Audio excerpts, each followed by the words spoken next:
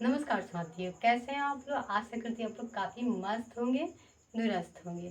तो दोस्तों, आज हम लेकर आए हैं बायोलॉजी मतलब जीव विज्ञान का तीसरा क्लास। ठीक है, तो उम्मीद करती हूँ कि आप लोग का दूसरा क्लास बहुत बढ़िया लगा होगा, आप लोग पढ़े होंगे। तो आइए हम चलते हैं तीसरा क्लास में। तीसरा क्लास में हम पढ़ाएंगे आज प्रोटिस्टा के बारे में, कवक के बारे में और पादप के बारे में, इतना कुछ के बारे में बताएंगे। तो आइए हमारे क्लास में। ये देखिए दोस्तों, प्रोटिस्टा को 3 भागों में बांटा गया है। जलीय, यूकैरियोटिक, एक कोशिकीय। ओके, समझ में आया। अब देखिए उदाहरण में क्या आएगा। अमीबा, प्लाज्मोडियम, पैरामीशियम, ठीक है, यूग्लिना, पादप जंतुओं के बीच कड़ी का काम करता है। समझ में आया। प्रोटिस्टा में क्या क्या आएगा। अमीबा, प्लाज्मोडियम, पैरामीशियम, इग्लिना, पादप और जंतु के बीच का, मतलब पादप और जंतु के बीच जो काम करता है, कौन कौन काम करता है। अमीबा, प्लाज्मोडियम, पैरामीशियम और यूग्लिना मतलब क्या करता है, पादप और जंतु के बीच काम करता है। आइए उसके बाद हम समझते हैं कवक। कवक क्या होता है।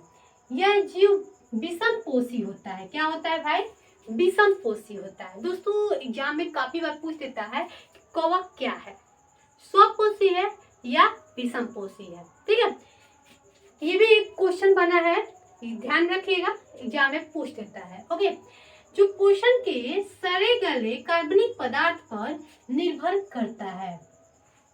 आप लोग समझ में आ रहा है। जो पोषण होता है, जो मान लीजिए कि आपके घर दही हो गया या मिठाइयाँ हो गई, है ना, तो क्या होता है कि 2-4 दिन रह जाता है, उसमें से क्या होता है, भुअरी निकल जाता है, निकलता है ना। दही आप लोग देखे होंगे, दही 1 से 2 दिन 3 दिन रख दीजिए तो उसमें से बड़ा बड़ा भुअरी फेंक देता है। या पाव रोटी देख लीजिएगा, पाव रोटी के ऊपर भुअरी फेंक देता है, वही कवक होता है ना। और उसके अलावा आपका हो गया मिठाइयाँ हो गई, जैसे टिकड़ी, खाजा, खजूरी गाँव में आता है ना शादी वादी में, तो क्या होता है, ज्यादा नहीं रह जाएगा तो उसमें भी भुअरी लग जाता है ना। तो वही है, अतः इसे मृतजीवी भी कहा जाता है। समझ में आया। मशरूम, देखिए मशरूम भी एक तरह के कवक आता है, फंगस भी आता है।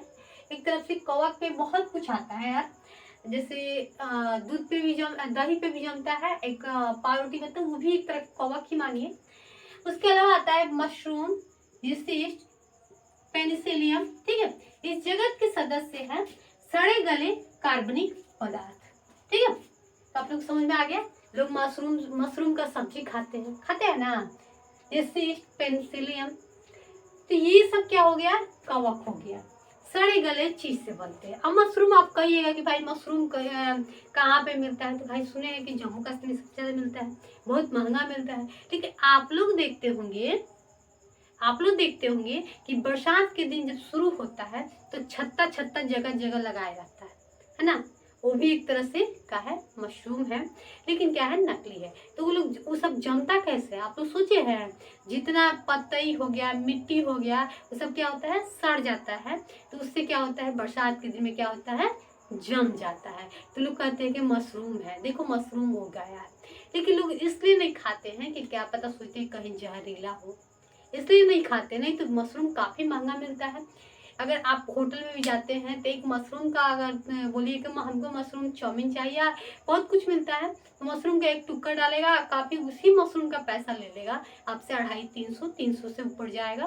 ठीक है, तो वही मशरूम हुआ। ओके, चलिए हम नेक्स्ट आते हैं नोट्स पे।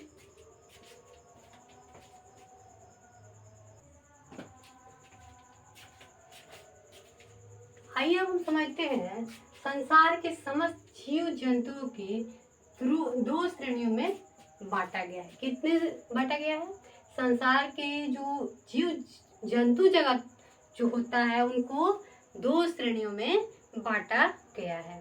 ओके, किसने किसने, प्रोटोजुआ, मेटाजुआ। समझ में आया। संसार के जंतु जगत को कितने भागों में बांटा गया है, 2। कौन कौन, प्रोटोजुआ, मेटाजुआ। ओके, समझ में आया। अब हम देखेंगे प्रोटोजुआ क्या होता है, क्या खूबी होता है भाई। तो ये एक कोषीय प्राणी होते हैं। क्या होते हैं? एक कोशिका प्राणी होते हैं प्रोटोजुआ। ठीक है, ये वो जीव है जो एक कोशिका का बना होता है। भाई पूछ देता है कौन ऐसा जंतु है जो एक कोशिका का बना होता है, तो आप लोग बताइएगा प्रोटोजुआ। ओके, अब देखिए यहाँ पे क्या लिखा है, सभी एकाकोशीय प्राणी को प्रोटोजुआ संघ में रखा गया है। एक कोश मतलब एक कोशिका का बना होता है, जितनी भी प्राणी, उसको क्या में रखा गया है? प्रोटोजुआ संघ में रखा गया है। अब हम चलते हैं 4 नंबर, सभी एक कोशिका प्राणियों को प्रोटोजुआ संघ में रखा गया है। ठीक है, क्लियर? अब इसका एग्जाम्पल हम देख लेंगे, जैसे अमीबा। भाई एग्जाम में पूछ देता है कि अमीबा क्या होता है। अमीबा जो होता है क्या होता है? एक कोशिकीय जीव होता है। ठीक है, एंट अमीबा हिस्टोलिटिका। एंट अमीबा हिस्टोलिटिका जो होता है वो भी एक कोशिका क्या होता है? जीव होता है। पैरामीशियम, भाई पैरामीशियम में पूछ देता है, कंफ्यूजन रहता है कि उसमें कौन सा कोशिका होती है, कितनी कोशिका होती है, 4, 6, 8, तो क्या बना होता है? एक कोशिका का बना होता है। ये स्टूडेंट सबको कंफ्यूजन करता है। तो आज के बाद आप ध्यान में रखिएगा कि पैरामीशियम में एक ही कोशिका होती है, उसके अलावा अमीबा में भी एक ही कोशिका होती है, एंड अमीबा हिस्टोलिटिका में एक ही कोशिका होती है। उसके बाद प्लाज्मोडियम परजीवी मादा एनाफिलीज में भी एक ही कोशिका का बना होती है। आप लोग समझ रहे हैं? मादा एनाफिलीज में मच्छर काटने से कौन सी बीमारी होती है? मलेरिया होती है। भाई ध्यान रखिएगा। यूग्लिया हो गया, इसमें भी एक कोशिका होती है।